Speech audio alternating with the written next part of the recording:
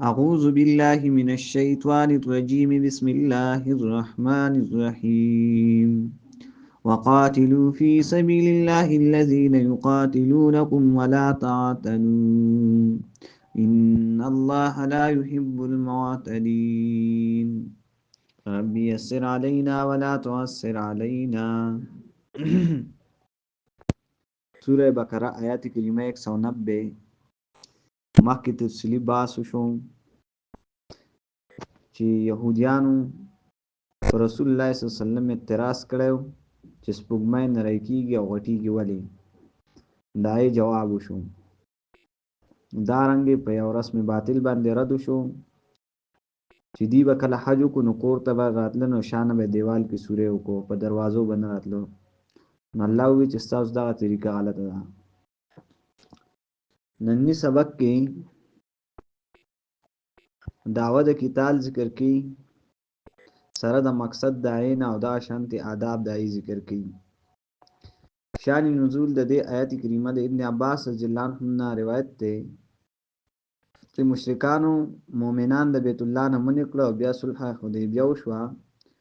چې راتلونکي کال کې مکه معظمه ته د عمره لپاره صرف 3 ورځې لپاره داخليږي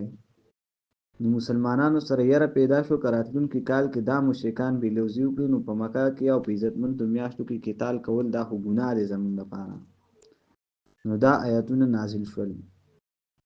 یعنی حکم د قتال متعلق شو دا عمل د عمره سره او حج هم داسې حکم لري نو د مسلې سره مناسبت او ربط پیدا شو دویمه وجه دا چې مخکې لس امور د تهذیب نفوسی ذکر شول او سلورم او سلور امور د امن د فارض ذکر شول چې کې اخیری امر په دې باندې چې رشوت مو ورکوي او ماهلای ولا تاكلوا اموالكم بينكم بالباطل دا ځای سره اوس تیاری ده د قتال لپاره اندې لپاره امر د قتال وکړو دارنګ په دې آیت کې د قتال متعلق سلور امور ذکر کی اول فرضیت د قتال فی سبیل الله په سیاد امر سره دویم مقصد د قتال چې فی سبیل الله دی یعنی صرف د الله د رضا لپاره وکړي او د دین د سربلندۍ لپاره دریم اهل قتال چې الذين يقاتلونكم دي چې څوک تاسو سره جنگ کوي هغه سره جنگ کوي سلورم آداب د قتال ذکر کی چې لا تعتدوا زیاته ونه کوي فرمای وقاتلو جنگی گئی فی سبیل اللہ فلار د الله کی الذین دای کسانو سره یقاتلونکم چې جنگی کی تاسو سره مراد د دین عام دي یعنی چې څوک تاسو سره په حال قتال کی او څوک چې اهلیت د قتال دي یعنی ځوانان دي په کفارو کې نوای وجنای چې تاسو سره جنگ کی ها لا تعتدو زیاته مکوای د دې نه مراد دی چې زنانا بوډاګانو دارنګ نور علما چې کمدینو عام وجنای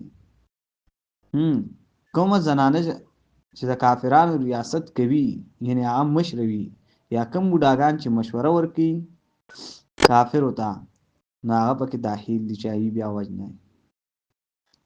ان الله یقینا الله چې لا يحب محبت نساتی المعتدین د حد تیریدون سرا وقتلوهم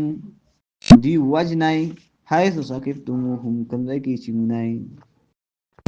په دې آیت کې د قتال دوه طریقې ذکر کړي اول دا چې قتال باندې موسوي او طاقت وینو قتل کوي د دي دویم دا کو قتال نشه کولای او د یستلو طاقت وینو مشرکانو با سره خپل ملک نه وقتلوهم لکوي دی لرا حيث سقفتموهم کله کې چې مونای دا مشرکان واخرجوهم وباسدي من حيث دا زين اخرجوكم چې استلی تاسو والفتنه الشرك والاشد ډیر سختي من القتل د وجلنا والفتنه اشد من القتل چې کفر او شرک سختي د وجلنا دلته د فتنه معنی عام مفسرین او شرک لیکل لکه تفسیر جلالین 28 صفحه تفسیر ابو سعود 204 صفحه نمونه جز تفسیر ابن کثیر 200 صفحه نمونه جز تفسیر مدارک 99 صفحه نمونه جز تفسیر روح المانی شپږ اویا صفحه دویم جز. لیکن امام سیوطي رحمت الله علیه د دې 15 معنی کړي د فتنې، یعنی دا شرک تم وی شي فتنه، دارنګ خلق گمراه کول تم فتنه وی، دارنګ وجلو تم فتنه وی. ایفتنکم الذین کفروا سوره نساء په معنی د اړولو کیم راځي چې یو سړی مرتد کې د خپل دین نه، واحذرهم ایفتنو کان الذی اما ان بعض ما انزل الیک سوره مائده کې راشي. دا شان گمراه کېدل و مې يرتد دارنګي بانو کولو تم وی فتنه لفظ. ثم لم تكن فتنتهم سوره انعام آیات کریمه 23. فیصله د الله آیتم فتنه ان هي الا فتنه سوره اعراف 155. دارنګي په معنی د ګناه کې د لفظ استعماليږي الا فی الفتنه سقطوا سوره توبه 49. مرض راتلو تم فتنه ویلی شي سوره توبه 126 کې. یبتنو فی کل عام په معنی د عبرت کیم راځي لا تجعلنا فتنه للقوم الظالمین سوره یونس. دارنګ نور معنی لیکي امام سیوطي رحمت الله علیه.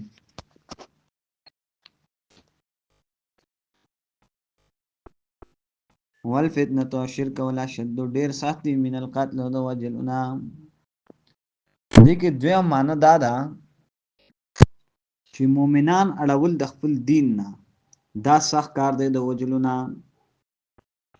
یعنی څوک چې مؤمن د دین نه اړي دا ډیر سخت کار دی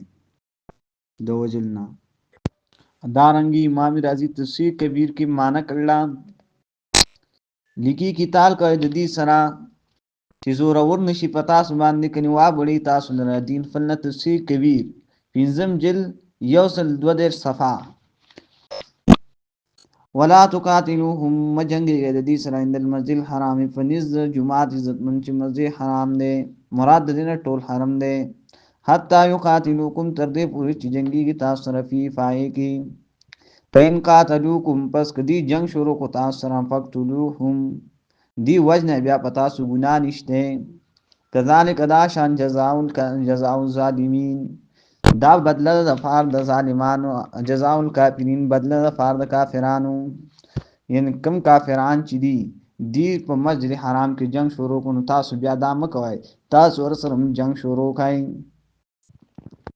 حدیث ابن عمر رضی الله عنهم کی راضی امام بخاری په کتاب التفسیر کې د آیات لاندې لیکي چې ابن عمر رضی الله عنهم د دې معنی کې ویل دي چې منګ دا قتال د رسول الله صلی الله علیه وسلم په زمانه کې کړل دی کله چې اهل اسلام لګو او دین والا حالت لګو او سړی به د دین په زور سره اړول کې لیشل چا کې بچ توحید اب خلکو په زور اړول او تکلیفونه به ور کول تر دې پوری چې اهل اسلام ډیر شول نه دا فتنه فاتنه نشول او غلب دین منتلا. دا حدیث کتاب التفسیر کې امام بخاری راول دی د ابن عمر رضی الله عنه. فین انتها فس کچری دی منی شو د شرک نه فین الله یقینا الله چې غفور بخونکې رحیم مهربان دی. دې کې اشاره ده کدی د شرک نه منی شو د جنگ کولونه بیا تاسو دې سره جنگ مکوای. ودا مضمون سورہ انفال 38 آیات کې هم دی. وقاتلوهم جنگي کې د دې سره حتی تر دې پورې لا تکونه چې پات نشي فتنه شرک حتی تر دې پورې لا تکونه چې وانړي مؤمنان درام فتنه د اسلام د دینا جنگي کې د دې سره قتال کوي د دې سره چې وانړي مؤمنان در د دین فلنا ويكون الدين وشي غلب الدين لله طول د الله فارا خاص دین د الله فارشي. وقاتلوهم قتال کوي د دې سره حتی د دې پورې لا تکونه چې پات نشي فتنه شرک ويكون الدين وشي دین خاص لله د الله فار فین انتهاو پس کچری دی من شو فلا عدوان نشته زیاته نشته ظلم الا للظالمین به د ظالمان نه چې پای باندې وسحتیانه او ظلمونه عذابونه کیږي. یو ځل بیا وقاتلوا جنگی گئے فی سبیل الله فلار د الله کی د چا سره جنگی گو الذین ای کسان سره یقاتلونکم چې تاسو سره جنگ کی ولا تنو زیاته مکوای ان الله یقینا الله لا یحب محبت نکی المعتدین د حد نتیردن کو سلام. وقتلوهم وجن دی لرا قتال کوي د دې سره حيث سکتموهم کم ځای کې چې مونږ واخرجوهم وباسه دا کافران او مشرکان من حيث دا ځای اخرجوکم چې استدی تاسو والفتنه او شرک او الاشد ډیر سخت من القتل د وجلنا ولا تقاتلوهم مجنګ د دې سره د المسجد الحرام فات المسجد الحرام حتى تنظفوا يقاتلوكم چې جنگي کی تاسو سره فيه فای کې فإن قاتلوكم پس کچری دی جنگ شروع کړو تاسو سره نشته ګنا تاسو باندې فقتلوهم پس وجنه دی لرا کذالک هم دارنګ جزاء الکافرین بدل کافرانو فین انت پس کچری دی منی شول د شرک نا منی شو د جنگ نه فین الله یقین الله چ دی غفور رحیم وانکه مهربان دی وقاتلوهم قتال کوي د دې سره حتی د فریلا تكون چفات نشي فتنه شرک